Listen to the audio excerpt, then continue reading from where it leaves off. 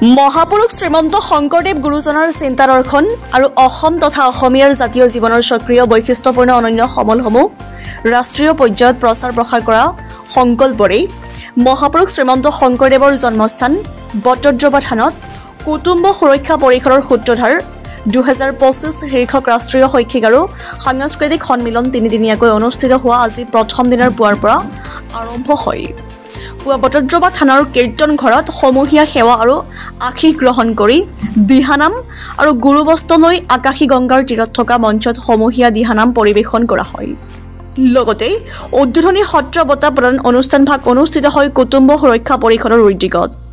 বটদ্ৰৱাৰ পৰা সৰুচালি report digital Assam live. সাংস্কৃতিক সন্মিলন এইবাৰ বটদ্ৰৱাত হৈছে গুৰুজনাৰ জন্মভূমিত। গুৰুজনাৰ চিন্তাদৰ্শনক ৰাষ্ট্ৰীয় পৰ্যায়ত প্ৰচাৰ প্ৰসাৰ কৰাৰ লগতে আমাৰ যি ৰাষ্ট্ৰীয় একতা আৰু ৰাষ্ট্ৰীয় সংহতিৰ বুনিয়াদী ভেটি শক্তিশালী কৰিবলৈ আমাৰ এই প্ৰয়াস সমূহ বৃহত্তৰ বটদ্ৰৱাবাসী ৰাইজৰ লগতে অসমবাসী ৰাইজৰ সহায় সহযোগিতা ভাৰতবৰ্ষৰ বিভিন্ন ঠাইৰ পৰা বিজ্ঞসকল আহিছে। JNU ভাইচ চেঞ্চেলৰ লগতে 6খন বিশ্ববিদ্যালয়ৰ পৰা ভাইচ চেঞ্চেলৰসকল আহিছে। পাঞ্জাৱ চেণ্ট্ৰেল বিশ্ববিদ্যালয়, মিজোৰাম চেণ্ট্ৰেল বিশ্ববিদ্যালয়, অসম মহিলা বিশ্ববিদ্যালয়, ভট্টদেৱ বিশ্ববিদ্যালয়, কটন বিশ্ববিদ্যালয় তেওঁলোকৰ ভাইচ চেঞ্চেলৰসকল আহিছে।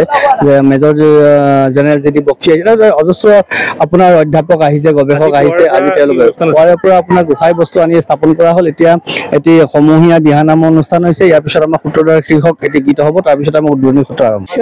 और मैं यहाँ पे एक्चुअली एकेडमिक सेशंस के लिए आई हूँ। मैं मेरा एक रिसर्च पेपर प्रेजेंट कर रही हूँ और मेरा PhD का टॉपिक यहाँ का जो